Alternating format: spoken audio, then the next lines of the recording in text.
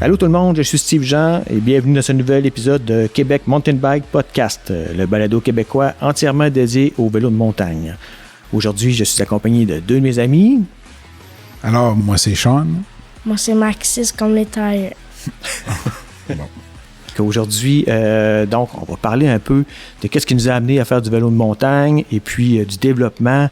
Ouais, l'intégration aussi pour les jeunes versus ce que c'était avant, je pense que c'est un bon sujet. Là. C'est un bon point. C'est exactement de ça que je voulais couvrir aujourd'hui. Sean, nous autres, ça fait quand même assez longtemps qu'on se connaît, on s'est rencontrés, ça fait quoi? Ouais, ça va faire une vingtaine d'années, certains. On s'est rencontrés avec des amis en commun sur une trail à quelque part ou à Bromont, j'imagine, dans le temps, ouais. Où ce qu'on était plus axé sur le downhill à ce moment-là. Ouais, exact. Puis, c'est ça. Puis donc, ceux qui se poseraient la question, Maxis, c'est le fils de Sean. Exact. Et puis, Maxis, ça fait combien de temps que toi tu fais du vélo de montagne? À peu près, genre comme depuis que j'ai 5 ans. Puis aujourd'hui, tu as quel âge? 12. Et puis, est-ce que tu as commencé directement à faire du vélo de montagne ou au début, c'était... Du vélo sur asphalte. Du vélo sur asphalte. Après ça, le BMX? Non, vélo montagne, puis après, c'était BMX. Ouais, exactement. Donc, puis après, c'était dirt. Ouais. À l'âge de 7 ans, c'est devenu un petit peu plus sérieux. J'allais plus vite. Ouais, c'est pas juste une question de vitesse, mais je pense j'avais un enduro. Je pense que les jeunes, il y a un moment donné où tu vois qu'ils vont aimer ça, donc ça vaut à peine toujours d'investir là-dedans. Fait que Max, je te dirais, c'était plus proche de l'âge de 7 ans où c'est devenu plus sérieux. Donc, vélo de montagne. Après ça, le BMX a suivi. Le BMX, ça donne une bonne base. Fait qu'il il a évolué à partir de ce moment-là, je te dirais, là, 7 ans. Là. Fait qu'on peut dire que ça fait un 5 ans là, que c'est plus sérieux. C'est plus sérieux. Le vélo de montagne au centre de ski, dans le fond, des pistes de plus downhill, là, on dirait, là. Et ça fait combien de temps? Depuis genre comme 2019-2018. Ouais, exactement. Je te dirais un petit peu avant la pandémie, là. 2019, là. Ça fait 3 ans, là. 3 ans, bientôt 4.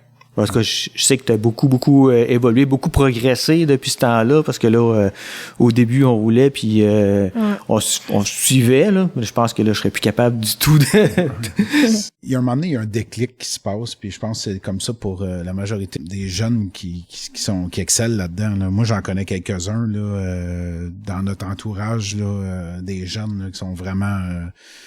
super performants. Ils font de la pratique, puis à un moment donné, ce qu'on dirait qu'ils pognent ça. Évidemment, pour eux autres, c'est différent.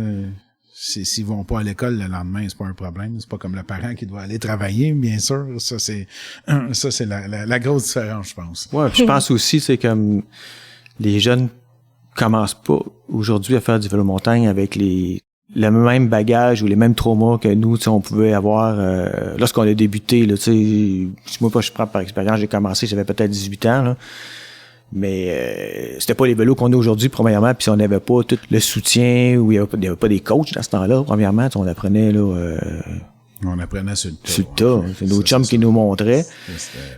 Puis c'est ça, fait qu'on se blessait beaucoup aussi, fait qu'après ça, mais c'est pas la même chose de partir, de commencer à faire du vélo à 9 ans.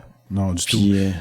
Il y a une autre chose aussi qu'il faut prendre en considération, c'est depuis je vais dire dans les 10 dernières années, on voit des centres là, de vélos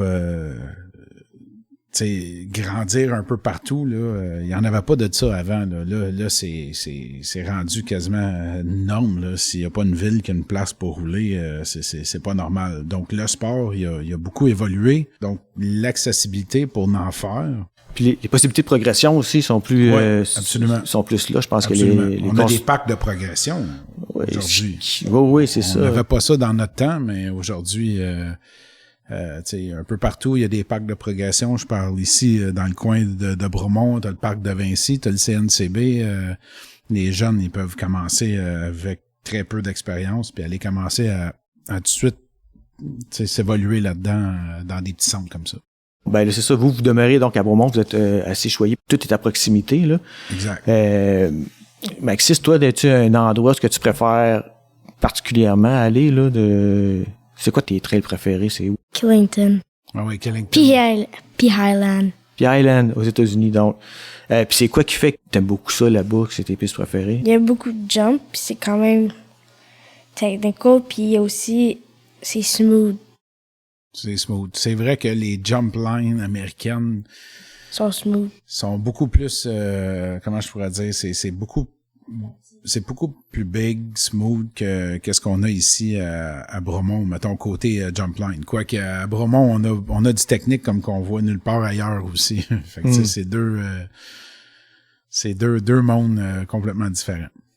Là, je pense que Maxis t'a beaucoup progressé cet été, si je me trompe pas, là.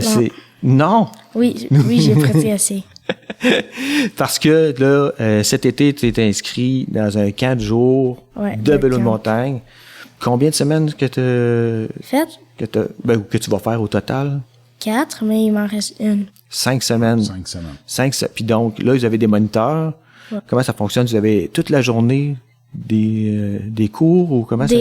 Ben, on va rider, genre comme toute une semaine. Toute la semaine. Alors, autrement dit, moi, je vais le porter tôt le matin, là, à 9h. Puis, je pense que le camp est fini à 16h30. Donc, pendant ce temps-là, il roule pas mal tout le temps. Qu'est-ce que vous faites? Est-ce que vous faites tous les genres de pistes, tous les genres de... Oui? Puis, ils vous donnent des techniques, ils vous apprennent comment approcher des obstacles, les sauts, ces trucs-là? Ouais. Ben, ils nous expliquent de faire les lignes. Ouais. Donc, de choisir ta propre ligne. Ou de choisir trouver c'est quelle la meilleure ligne. Ouais.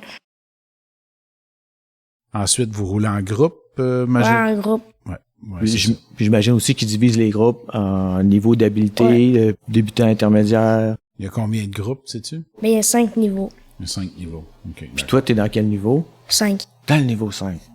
Wow. Il y a d'autres types de vélos aussi que tu fais dans le coin. Tu veux-tu parler de tes autres... Places? Ben, c'est pas juste la place, mais les autres disciplines que tu peux pratiquer en vélo. Le dirt? Oui, le dirt, ça en est un, oui. Le BMX? Le BMX, ça en est un. Du vélo de route? Oui, du vélo de route, t'en fais pas tant, mais... Non, mais du fat bike? Oui, du fat bike l'hiver, oui, c'est sûr, dans les sentiers du coin, oui. Ouais. La pump track? La pump track, aussi. Ouais. Donc, tu en as fait tout l'hiver, si je comprends bien. Ouais.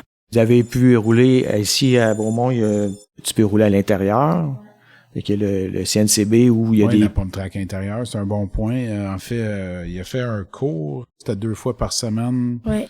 Puis c'était une bonne partie de l'hiver. En fait, c'était janvier jusqu'à mars ou janvier jusqu'à fin avril. Donc, moi, je crois aussi beaucoup là-dedans que ça garde l'activité en vie dans la personne, là, donc ou dans le kid. C'est ça, donc tu as commencé ta saison de vélo sans jamais avoir arrêté. En fait, là, t'es arrivé au printemps pour rouler dehors, mais tu avais déjà roulé tout l'hiver sur la pump track. C'est ça. Puis moi, je l'ai vu évoluer du côté de la pump track intérieure. C'est sûr qu'on regarde ça. C'est pas une piste qui est super... C'était pas excitant à regarder, non, là. C'est pas super excitant à regarder, sauf que le fait d'en faire et pratiquer des flows, mais là, après ça, il se développe aussi des features au travers de cette pump track-là, où ce que tu vas voir qu'il y a des gaps. Il y a des gaps qui peuvent se faire, donc c'est ça. Tu penses-tu, Maxis, que d'avoir fait du pump track pendant l'hiver, ça t'a aidé, par exemple, à faire les sauts? Ouais. Puis à pousser d'un boss, puis... Ouais, surtout. Surtout, ça l'a surtout aidé, mettons, avec tes sauts, ça, c'est sûr. Ouais. Des manuals. Ah ouais? Ça, tabarouette. Ça, c'est... Fait que t'es capable de faire des manuals, toi? Toi, t'es-tu capable, Sean? Ouais, écoute. Quand l'angle du sol le permet. Ah, mon doux. Aujourd'hui, on est allé rouler. On est allé faire des trails qu'on n'avait jamais fait. Ouais, c'est toujours le fun.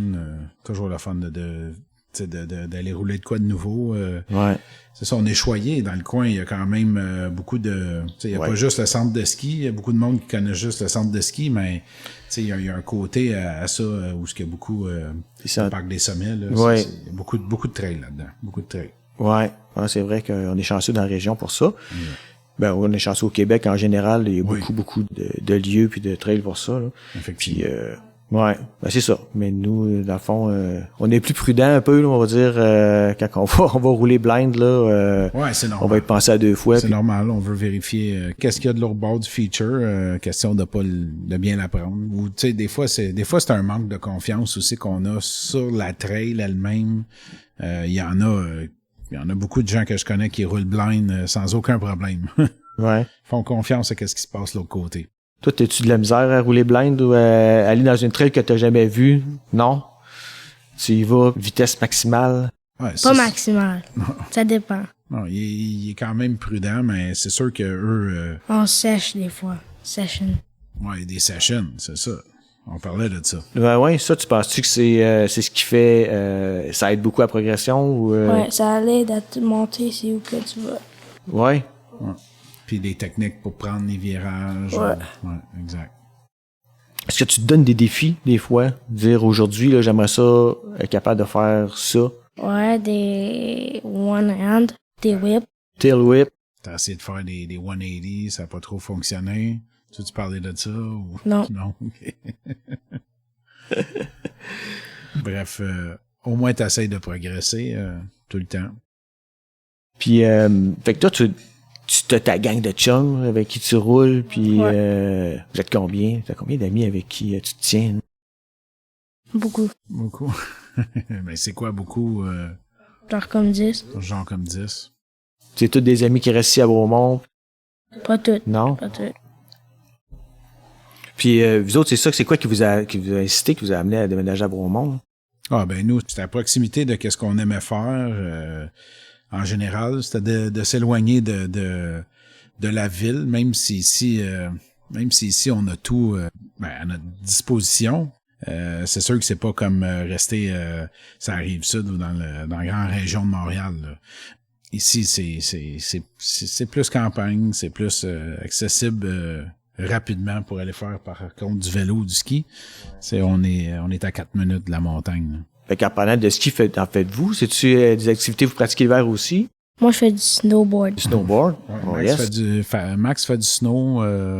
Sinon, le reste de la famille fait pas mal de ski. Moi, j'en fais moins. Mais Max, il en fait pas mal. Ma fille aussi. Ouais. Puis, fait que donc, vous vivez un mode de vie vraiment là, axé sur... Exact. Les sports alpines. Là. Ah, c'est génial. Maxis, ça serait quoi ta meilleure expérience de vélo, ton plus beau souvenir que tu aimerais raconter? Killington. À Killington. Ouais, ça t'a vraiment marqué, hein? Puis Highland.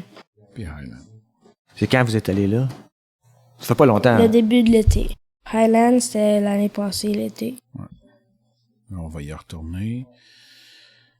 Puis c'est de visiter d'autres places là, à rouler. Là. C'est Whistler. Whistler, ça va être à venir.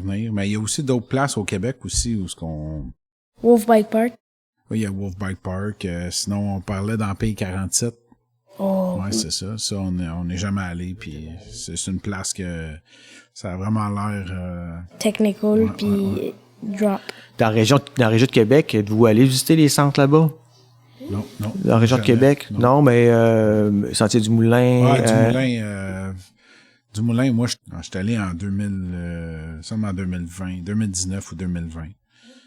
Ouais. Sans moi? Non, t'étais pas là, toi, malheureusement. Mais on n'a pas roulé beaucoup les centres là-bas. Ouais, ça, moi non plus, honnêtement. C'est dans mes projets, là, aller visiter ces lieux-là. Là. Ben oui. Ça va être à très bientôt à venir. Puis aussi, bien sûr, retourner aux États-Unis. Ouais, effectivement, ça c'est très bien. Là. On a bien aimé les centres là, des Eastern States, Eastern State Cup. Tu peux aller voir tu peux aller regarder le ESC, Eastern State Cups. Tu vas voir la cédule, puis tu vas voir toutes les montagnes sont quand même à proximité ici. Là, on va dire dans le 3 à 5 heures là, d'ici là. Fait que c'est quand même accessible. Là. Si on parle de course, là, Maxis, t'as-tu un idole ou un coureur là que t'aimes beaucoup, là, que tu dis, moi, là, ça c'est mon préféré? Là. Jackson Goldstone. Ah ouais, ouais. Puis pourquoi Jackson Goldstone? Parce qu'il est petit. Il est petit, c'est un junior qui est sorti de n'importe où puis est rendu compétitionné avec les élites. Ouais, puis il est très bon. Puis il faisait du BMX avant qu'il coursait. Il m'apprend beaucoup d'affaires. Ah oui, t'en apprends, tu regardes ses vidéos puis tu comprends des choses. Tu suis-tu les courses là, régulièrement, là, la Coupe du Monde, ces trucs-là? Ouais, je regarde beaucoup. Ouais, beaucoup ça. C'est quoi, tu checkais aussi les Crankworks? Ouais. Les Hardline. Ouais. Puis le UCI World Cup. Ouais. Puis, Chante, toi, c'est qui ton coureur préféré? Ah, écoute... Ou G. Atherton. G. Atherton, c'est bon. Beaucoup de respect pour ce dude-là, c'est sûr, là. J'aime bien... j'aime bien Bruni, ça c'est sûr. Amaury, ces gars-là sont incroyables à avoir roulé là, en vélo. Là. Ils sont là depuis tellement longtemps, ils sont constants. Exact. Exact, c'est des solides, sont backés par des équipes incroyables. Écoute, t'es regardes danser avec des vélos comme ça, puis avoir du flow à high speed, puis popper tout, c'est incroyable. C'est demander qu'est-ce que Bruni cache derrière ça, ces 3-4 switches là qui sont guidon. Ouais, on pourrait en parler longtemps. Ouais, mais j'ai regardé des vieux trucs cette semaine, puis je voyais Nicolas Voulias. Ouais. Il y a 20 ans, il y avait des boutons de même aussi, des petites lumières sur son guidon. Ouais, c'est ça. Ah ouais, fait que ça doit pas dater d'hier, je pense que c'est... Moi, je pense que c'est des lockouts dans suspension. Je pense que oui. C'est soit des lockouts ou des petits moteurs qui vont tourner... peut-être la géométrie. Damping. Peut-être la géométrie aussi, c'est pas impossible. C'est effectivement, on voit que ça c'est quelque chose qui va arriver, ça. La géométrie qui change, si on regarde la compagnie là, dernièrement qui a fait ça. Là. On the spot, c'était pas le Scott? Okay. Ouais, j'ai Canyon, là, un spectral là, dans la tête là, qui a une géométrie qui change. Là, c'est comme un flip chip là, qui est directement contrôlé par une manette. Là, ouais. Ah oui. Exact. Ouais. Ah, bon, mais c'est quand même étonnant d'avoir, comme tantôt Maxis parlait de Goldstone, qui est, malgré que, tu sais, lui, son bike, tu le regardes, là. C'est mon dream bike. Il est stock, là, quand même, c'est puis, tu sais, il y a pas rien de caché, là. Non, puis il quand même il pousse quand même le sport, là. à un autre niveau. Là, ça, c'est des temps, là. À chaque année, les temps, ils deviennent plus sharp, ils rapetissent. Les gars, ils trouvent tout le temps une façon de soit de pousser plus ou d'avoir une technologie qui permet de rouler plus. Mais sérieux, ces gars-là sont incroyables. Ouais, ces gars-là. Les filles aussi, là. Les filles aussi, effectivement. En tout cas, il y a beaucoup de noms, là, de coureuses qui sont super impressionnantes, là. Ouais, absolument. Rachel Atherton qui revient sur la scène puis qui performe comme si... Son frère aussi, d'ailleurs, il revient aussi, même après des crashs monstrueux, là. Non, c'est ça. C'est des gens c'est des coureurs qui ont ça dans le sang, là. Vraiment. Ouais. Toi, Maxis, la course, ça t'intéresse-tu? C'est-tu en faire? J'adore ça. Qu'est-ce que t'aimerais faire comme type de course?